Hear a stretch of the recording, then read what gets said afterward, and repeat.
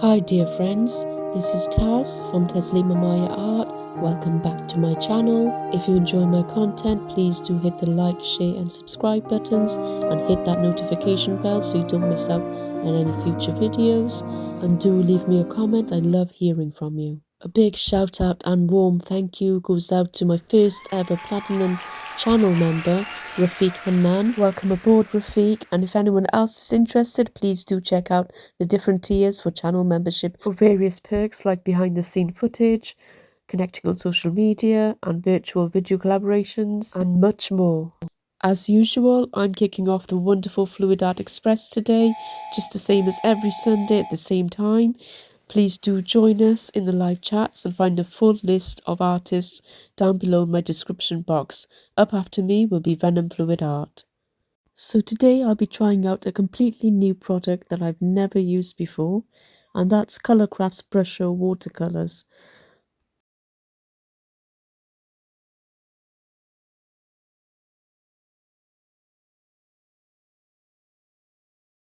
Hi everyone, so today I'm going to be doing something completely different that I haven't done in almost, well, ever really. These products I'm going to show you, I've not used them ever, but I have dabbled in watercolour almost 2 decades ago when I was very, very, very young, and very briefly, to be honest, in no extensive way. So what I'm going to be doing today will be a Brusho landscape. So as you can see here, this is Brusho, which is a crystal colour, and these are highly pigmented watercolour crystals, and it's from a company called Colourcraft, and I bought a very small box of the colours. They have a wide range of colours on the website, so do go and have a look, and this is the brochure that comes with it. So they're watercolour powders really, and I'm going to be dabbling and trying to create some form of landscape using these. Now you can do so much with these. Let me just show you the box that it comes in. This is the box, the small assorted pack of 12 colours that I bought, which is relatively, it wasn't too expensive. And you get these little pots, and if you can have a look at the front there, you've got the colour and other details on there.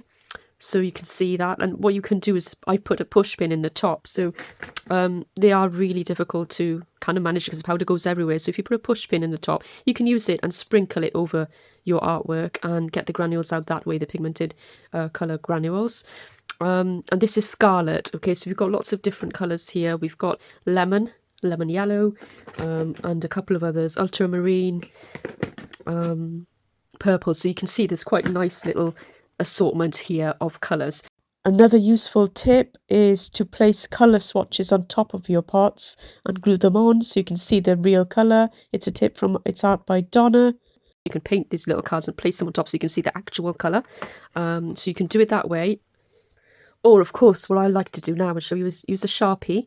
Okay, so this is ultra fine, and simply, for the moment at least, I'm going to pick one of these. I'm just going to put the colour across the top so I can see it when I look down at my box. So this one is lemon.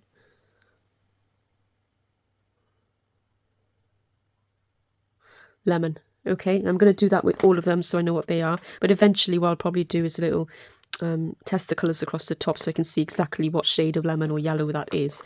So we'll place that over there. So this is a brochure. So what can you do with Brusho? There's so many things you can do. You can sprinkle it on. Okay, so you can mix it with water. It is ultimately a watercolour granule, so you can mix it up with water. It's brilliant with water.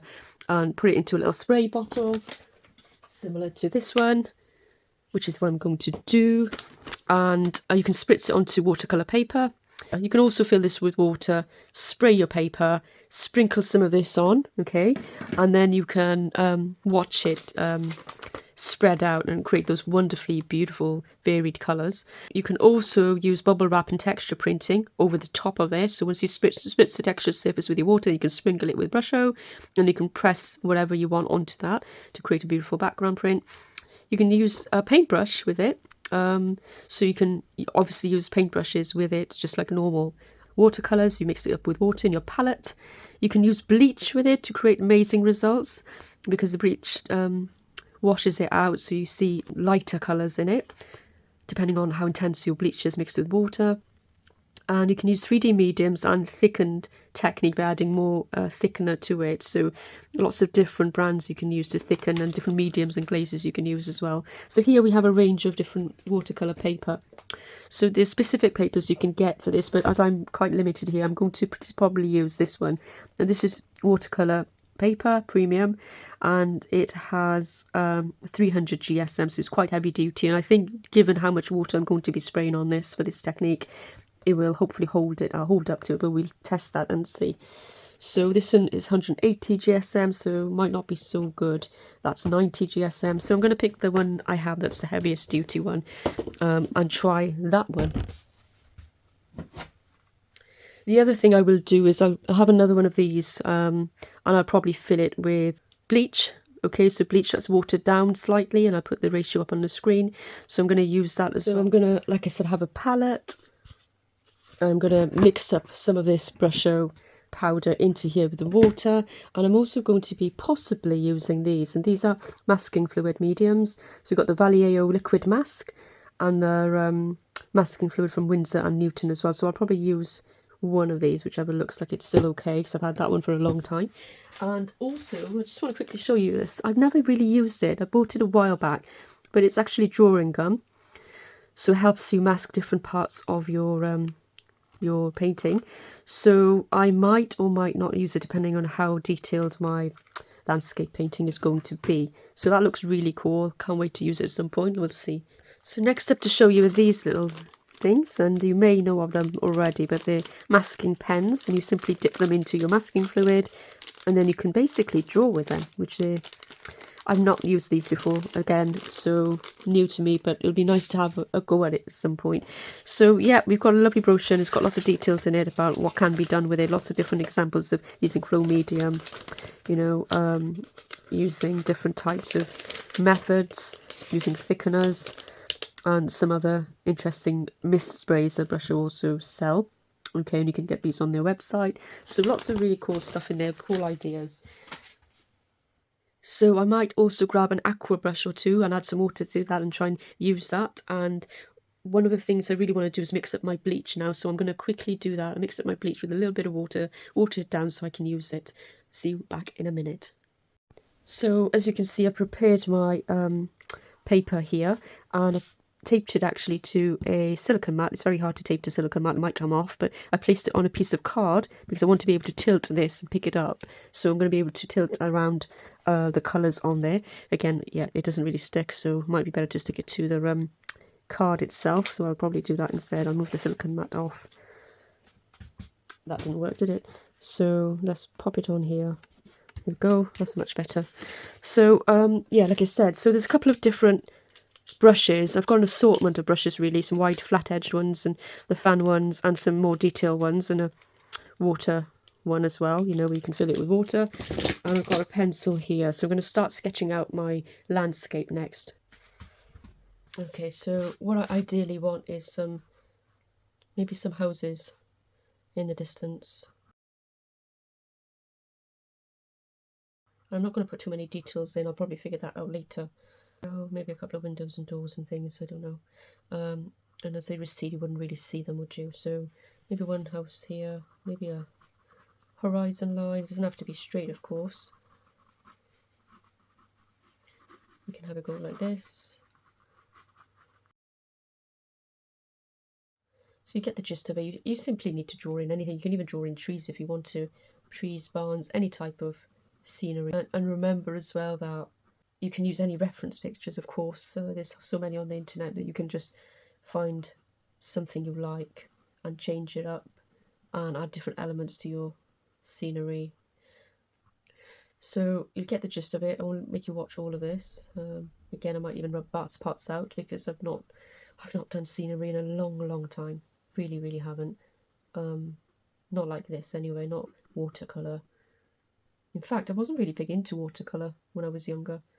I never really dabbled with it. I liked acrylics when I was very young. I don't think I even had a watercolour set. So I think I'm done with that now. Okay, I don't really need too much detail in my buildings because they're not the focal point. The focal point will be the sky and the earth and the ground around these. So yeah, let's just try and keep the rest of it as simple as possible. and I think hopefully it will be as simple as possible. Okay, on to the very next stage. Just double check that you can see this. Okay, that's our buildings in the background. Okay, so I come back, so you can see the colours I'm using are dark brown, leaf green, yellow, and then a little bit of turquoise. I popped them into this little palette here, so you can see that, and I've got some water ready to spritz. This is mixed up 3 parts of water with 1 part of bleach. Okay, I used household bleach for that, and I've thinned it down a lot. You can use less water if you prefer a more stark line with your bleach. Here's a pot of water. I'm going to start off. I'm not going to be using any liquid mask, and see how I get on, and maybe in the next one I will use the liquid mask and see what the difference is. But let's see what happens here. So I'm going to start off with adding some water to my paper, and I'm going to go right up close around the hoses, but obviously not on top of the hoses, so hopefully I can work around it without having to use the masking fluid. So once I've got the horizon line in, I'm just going to add a lot of water to my paper, right up close to my hoses, and I might have to look in the light to see what parts I've covered, which parts I haven't. So I'll get the bigger brush for the top part. Let's just do the horizon to begin with. Again, I have to be very careful around the rooftops. And again, I'm learning as I go, so if there are mistakes in here, it's probably because I've never done this before. I've not even practiced it, so they're bound to be some things that don't work out, and that's what my expectations are at this point, is simply to play and to learn, and just to have a bit of fun really with new products and see what we can do. Oh, okay, so you can see some of the granule must have already hit that paper. So I'm going to pop this one down a minute and get the bigger brush so we can work faster.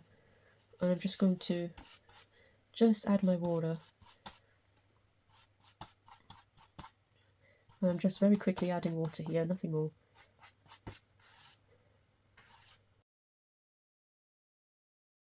So again, I'll just bring the water right up because some of it's already dried. Oops, I think I covered some of the roofs there by accident. So here we go. Oops, I definitely covered some of the roof here. We're going to have some mistakes, so I might have to go in with white afterwards, and you can do post editing anyway. So let's do this. So I'm going to add some, I think, yellow to begin with. What do you think? Let's just add a bit of yellow. So I'm not adding too much, as you can see. I don't really want too much, and I can brush it off the dry part if it lands in the dry part once it's all dry. I've got that, and you can see already those little granules are spreading, creating this beautiful effect. Let's add some leaf green next. Okay, so I'm just going to add a bit of leaf green. Not too much in the sky, maybe a little bit here and there. See how that works. And once I've done that, I will add some brown. I'm not sure why I want brown in the sky, but I think it'll be interesting. Look at that, it's like fireworks. Whoa. And I'm going to do something crazy now. Maybe I will spray it a little bit. Okay. And I can tilt it, remember, as well. So you can tilt this and get these beautiful effects. But because I'm playing, I'm going to add a whole load of water to this now. Okay, I'm going to add it at the bottom. So I'm getting my water in my brush. And I love the look in the sky, but I want some more water. Actually, no, we won't do that. What we'll do is we'll get the paintbrush, this paintbrush, and we'll add a bit of water to our colours. Let's add a bit of green, so I can mix the green up now. You can see me doing that. And I'm going to add it at the... And I'm just going to take my brush and run it right along, carrying those colours up. And you can see how that's mixing up really, really nice.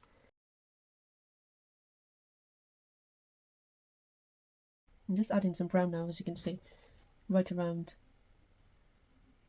where those buildings are, and around the roofs. And you can see that blending out.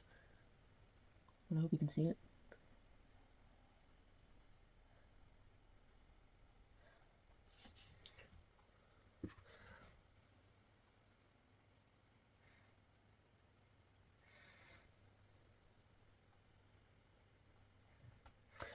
So I'm just adding all the darker colours around where the buildings are. And again, like I said, these are actually drying out very, very fast.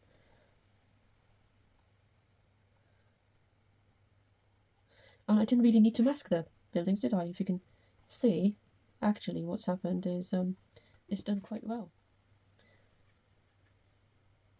And I've got some ultramarine here. I might add that to give it a different hue. What do you think of that so far? I'm really loving it. I'm just going to take out the strong lines I'm creating with the spritz of water in a minute.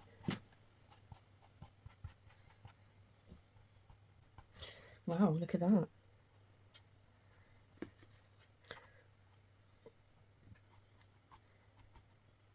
What do you guys think?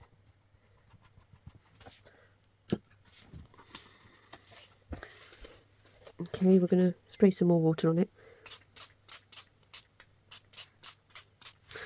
And I'm going to add a bit more. What colour should I add next? Should we add a completely different colour? Just play around. How about black? No, maybe that's a bit too... Maybe a bit of ultramarine. I wonder what that would look like. Bit of blue in the sky, right? Who doesn't like blue in the sky?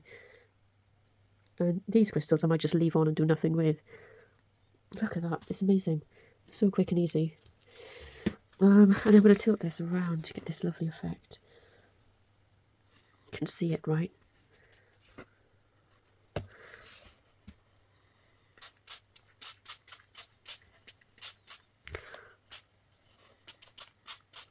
We're just tilting it off, really. So what I'm going to do next, probably controversial, is going to get some water, add it, place it where I want less of a crazy look. Shall we try and see what happens when we add this? So I'm just going to get a brush. So I'm going to keep playing because I don't mind ruining it, because I'm actually experimenting to see what happens. So I'm going to put more dark brown in it. And then I'm going to spray it very quickly with water. So I want it to spread a lot. I don't want it to stay still. And the previous one I added with the blue actually didn't spread much at all, but it's quite interesting. Okay, and what I can do is get a makeup brush and just go in and just, you know, just play with it. So I've got another one here. I'll just dip that straight into my palette, so I'm going to add a little bit of blue at the top and see how that looks. I like that. Okay, so what I'm going to do now is I'm going to do the bottom half. So let's get some water on the bottom half and do this very fast. I'll do a very similar effect. I've been quite clumsy with it now because I don't mind messing it up. I don't mind having something that's not quite perfect in any way, because for me, put that in there, for me it's just about experimentation, you know. So let's add a load of water, flood it, shall we? Right, we flooded it. Now what colour should we use for the base? So we might add a slight different colour. Do you think a bit of red? I wonder what red would look like. It's brilliant red. This one we've got scarlet. Let's try scarlet. And what we'll do is we'll do it this way, so I can just add a bit of drama to it. What do you think? And then spray it, yes? Cool. I love those colours that are spreading. It just looks beautiful. I will add a bit more. What should we do? Some leaf green. Probably shouldn't put the things back on. Add the green in, and those two will mix together, as you know. And some dark brown, because we do need some dark colours at the bottom.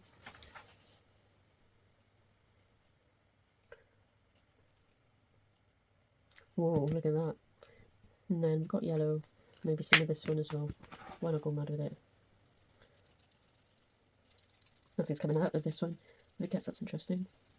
So we'll pop them there, and what we'll do is we'll get this crazy soaked brush and just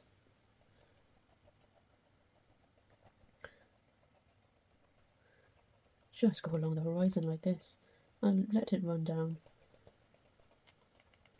Let it run right down. We need a lot of water here, so I'm just adding a lot of water. And cardboard's probably not the best thing to have this on because it's getting very wet, but I like this. It's so much fun. Who would have thought I'd have so much fun with Brusho, eh? So I'm going to let it run down and see what we're left with. Maybe spray it a bit.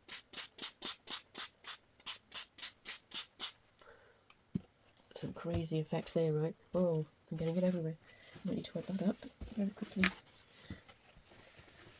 There we go. So, let's see what's happening. And what I'm going to do now is I'm going to take some tissue, dip it in my bleach. I'm just going to see what happens when I lift some of this.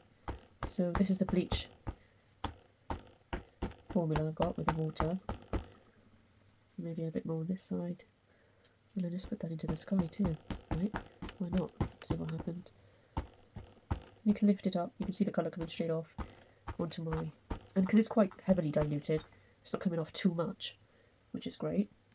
And yeah, this is what it's looking like. So I'm going to just do a little bit more to it, and I'll show you at the end. So I'll put some details in with markers and paint brushes, and what I'll do then is I'll show you what the result looks like. So again, it's a very strange look, isn't it? I'll probably put a bit too much brown on here. I might try and lift some of that off in the same method I just showed you, but not to keep you too long. I'll show you at the end how I finish this. Now you can see what I'm doing here. I'm simply going over the houses a little bit, making them stand out using an acrylic paint marker. And this is just to give them some definition so they stand out. And I do use a paintbrush eventually to go over this with a colour that's more suited to the background there with the Brusho colours. But this method helps me lay a base down for the colours that are going to go on top. So next up I get my trusty little paintbrush, detail brush out, and I start adding slight details.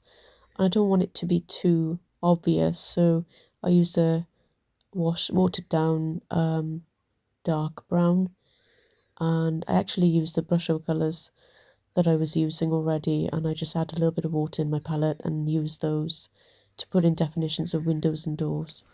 And if I'm completely honest, I find landscapes one of the hardest genres to do. I don't really know why that is. I prefer portraiture or other types of painting, and I find this really hard. I'm adding a little bit of water here, and then I'm adding my watered down Brusho on top of it by dabbing it into the water so it spreads by itself and creates the illusion of trees or foliage behind and around these little houses. And that did actually work quite well, but what I found is when it dried it became lighter, so I needed to do it a couple of times.